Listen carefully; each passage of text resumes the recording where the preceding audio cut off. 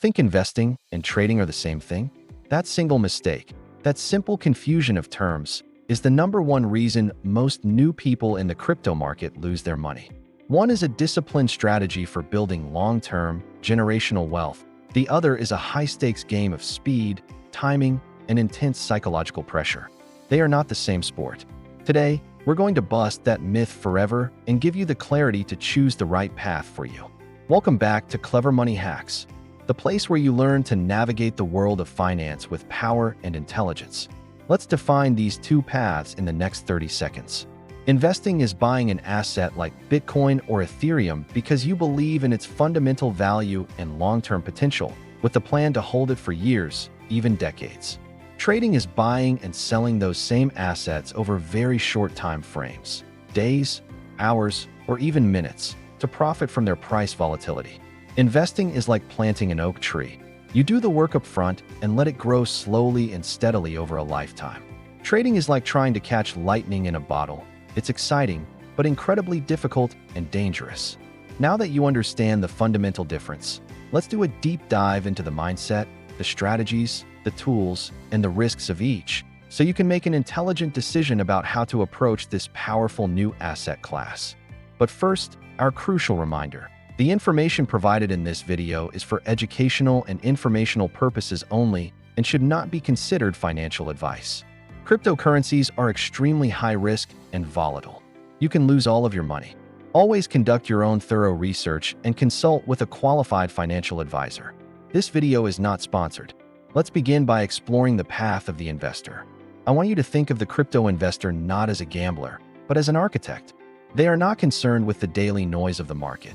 They are focused on building a strong, resilient financial structure that will stand the test of time.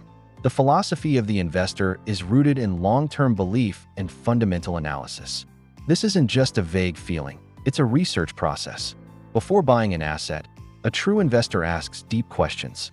First, what real-world problem does this project solve? Is it creating a more efficient payment system, a more transparent supply chain, or a new way for artists to monetize their work?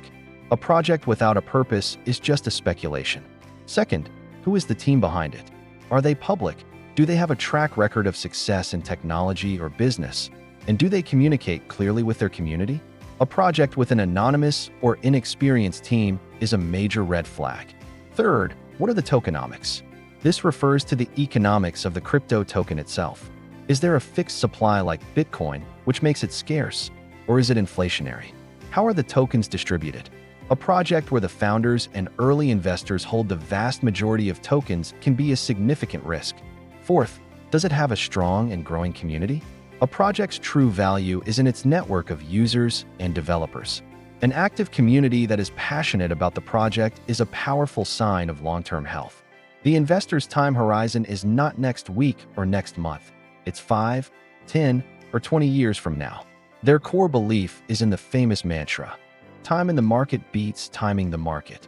They believe that the long-term growth trend of high-quality crypto assets, driven by technological adoption, will overcome any short-term volatility.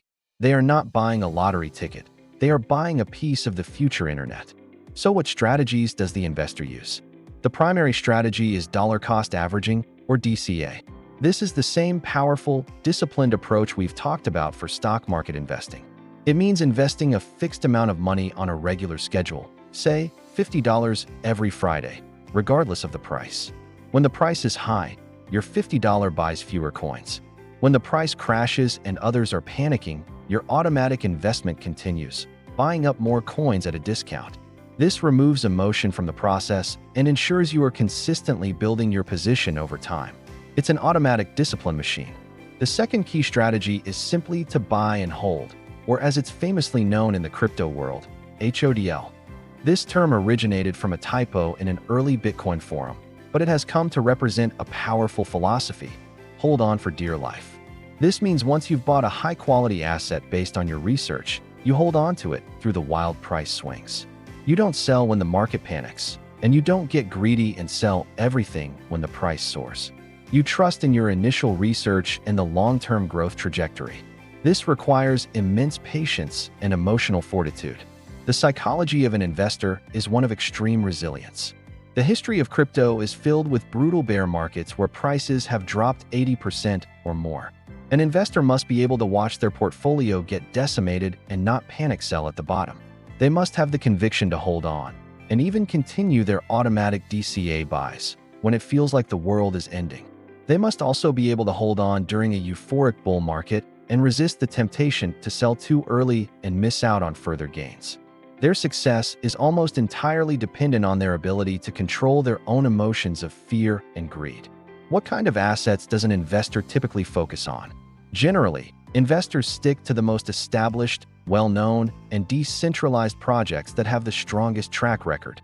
This means a portfolio heavily weighted towards the two titans of the industry: Bitcoin as a long-term store of value or digital gold, and Ethereum as the foundational world computer for decentralized applications. An investor is not chasing small, unknown altcoins, hoping for a 100x return overnight. They are building a foundation on the blue-chip assets of the crypto world.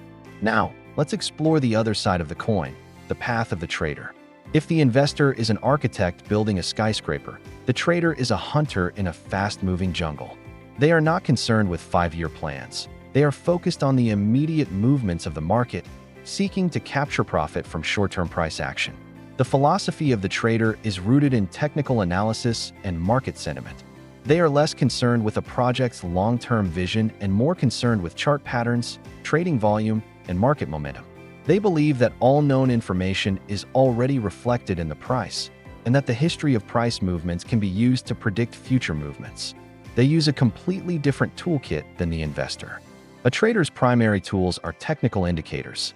Let's break down a few. First, moving averages. A moving average smooths out price data to show the underlying trend. A common strategy is to look for a golden cross, where a shorter-term moving average crosses above a longer-term one, which can signal the start of an uptrend. Second, the Relative Strength Index, or RSI. This is a momentum indicator that measures the speed and change of price movements. It helps a trader identify if an asset is overbought and likely to pull back, or oversold and likely to bounce. Third, support and resistance levels. These are price levels on a chart that tend to act as barriers, preventing the price of an asset from getting pushed in a certain direction. Traders will often buy near support levels and sell near resistance levels. The strategies traders use are complex and require constant attention. Day trading involves opening and closing positions within the same day, trying to profit from small, intraday price movements. This requires sitting in front of a screen for hours. Swing trading involves holding positions for several days or weeks to capture a larger swing in the price. Many traders also use leverage, which means borrowing money from an exchange to amplify their trades. For example, with 10x leverage, a 1% move in the price results in a 10% profit or loss for the trader. While leverage can amplify profits, it can also amplify losses, and it is the single fastest way to lose all of your money in crypto. A small move against you can result in your entire position being automatically sold by the exchange, an event known as liquidation. It is an extremely high-risk strategy reserved only for the most experienced professionals. The psychology of a trader is one of extreme discipline, speed, and emotional detachment. They must be able to create a strict trading plan and follow it without deviation. They must be able to cut their losses instantly and without hesitation when a trade goes against them, using tools like stop-loss orders. They must be able to take profits at their predetermined targets without getting greedy. It is not a passive activity. It is a high-stress, full-time job. We've just explored the two different mindsets required for these paths. If you're gaining clarity on which one might be a better fit for you, hit that like button right now and comment below. Do you think you have the mindset of an investor or a trader? Be honest. So how do you choose? It comes down to an honest assessment of your goals, your personality, and your lifestyle. Ask yourself these questions. What is my time commitment?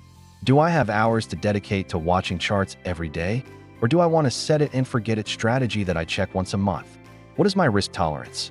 Am I okay with the possibility of losing my entire investment on a single trade? Or do I prefer slow, steady growth over a long period? What is my goal? Am I trying to generate active income right now? Or am I trying to build long-term, generational wealth? For the vast majority of people, the answer is clear. Investing is a proven strategy that allows you to participate in the growth of the crypto asset class while living your normal life. It is a wealth-building marathon. Trading, on the other hand, is a high-performance sprint that requires professional-level skill, time, and risk management. It is a full-time job, not a hobby. Trying to be a casual trader is one of the fastest ways to lose your money. Understanding the difference is key. The path of an investor is a form of lazy wealth building, a concept we explored in detail in our last video. Make money with affiliate marketing, where we discussed building systems that work for you. Long-term investing is one of those ultimate systems. I'll link that for you. If this video has given you the clarity to choose the right path for your crypto journey, show your support and hit that like button. If you want to continue mastering the concepts of modern finance, make sure you subscribe and hit that notification bell. And finally, let's declare our path. Comment below, based on this breakdown, which path will you be focusing on, investing or trading? Thanks so much for joining us today on Clever Money Hacks. Our mission is to provide you with high-quality and valuable information to help you take control of your financial future, one smart decision at a time. Make sure you're subscribed and have those notifications on, because we're always working on new content to bring you more clever money hacks and actionable financial tips and tricks right here on Clever Money Hacks. Until then, choose your path wisely and keep making those clever money moves. Bye for now.